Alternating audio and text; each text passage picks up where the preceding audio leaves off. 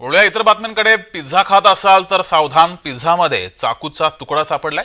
पिंपरी चिंचवड येथील भोसरीमधील हा प्रकार आहे. अन्न आणि औषध विभाग प्रशासनाकडे या संदर्भात तक्रार केली. ही दृश्य आपण पाहतोय. पिझ्झामध्ये चाकूचा तुकडा सापडलाय, त्यामुळं यापुढे पिझ्झा खात असाल तर सावधानता बाळगून या सगळ्या गोष्टी करा, कारण चाकूचा तुकडा सापडलाय. मी हे सापडल्यानंतर डॉमिनोजच्या मॅनेजरशी फोनवर चर्चा केली तर त्यांनी पहिल्यांदा मला उडवाउडवीची उत्तरं दिली आणि मला आमच्याकडे हा ब्रेडचा तुकडा आमच्याकडे कुठलाच नाही तुटलेला, आमच्याकडे चाकू वापरत नाही, अशा पद्धतीने त्यांनी उडवाउडवीची उत्तरं दिली. नंतर मी जेव्हा त्याला फोटो पाठवले त्यावेळेस तो स्वतः घरी आला माझ्या, आणि घरी आल्यानंतर मी माझ्याशी बोलला की नाही हे तुम्ही दाखवू नका, कोणाला करू नका, तुम्हाला काय पाहिजे आमच्याकडून ते सांगा.